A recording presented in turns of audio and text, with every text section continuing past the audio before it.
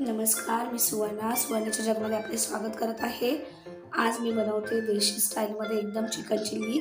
तर त्यासाठी मी readymade chicken कबाब premix घेतलेला आहे। आता यामध्ये मी घालते अंडा, त्यानंतर यामध्ये आपण घालणार आहोत आलं लसूणची पेस्ट आणि या सगळ्याला व्यवस्थित मिक्स करून घेणार आहोत।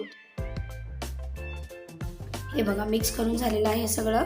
आता याला आपण गरम तेलामध्ये व्यवस्थित फ्राय करून घेणार आहोत। प्रीमिक्स वापरल्यामुळे कुठच्याही प्रकारचे झंझट नाहीये, फटाफट होते एकदम फ्राय करून चिकन आणि एकदम क्रिस्पी सुद्धा होतात। हे बघा, चिकन व्यवस्थित फ्राय करून झालेलं आहे।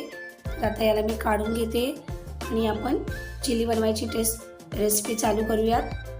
तर चिली बनवण्यासाठी मी सुरुवातीला घेतलंय कढईत तेल तापायला ठेवलंय, त्यामध्ये मी घातलंय लसूण, त्यानंतर यामध्ये मी घालते थोडंसं आलं आणि याला सगळ्याला सॉटे करून घेऊयात। आता यामध्ये मी घालते कांदा। तर यासाठी मी बारीक चिरलेला कांदा घेतलाय आणि मोठे कापवाला सुद्धा कांदा वापरलेला आहे। त्यानंतर यामध्ये आपण घालणार आहोत शिमला मिरचीचे सुद्धा मी मोठे काप करून घेतलेले आहेत।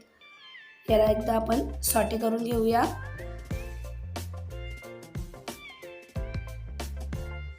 आता आपण यामध्ये घालणार आहोत कांद्याची पात। तर कांद्याच्या पातीचा जाडावाला हिस्सा आपण घालतोय पहिला आणि त्यानंतर यामध्ये मी घालतेय हिरवी मिरची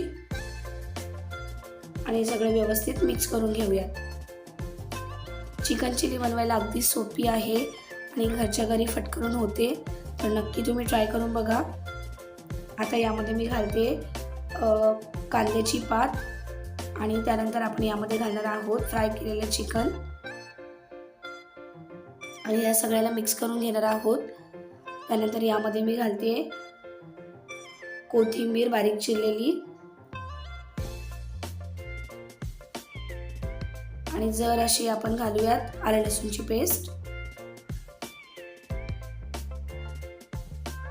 आणि जर तुम्हाला डिटेलमध्ये याची रेसिपी पाहिजे असेल तर आपल्या चॅनलवर उपलब्ध आहे, मी लिंक डिस्क्रिप्शनमध्ये देत आहे, तर नक्की बघून घ्या। आता यामध्ये मी घालते सॉस।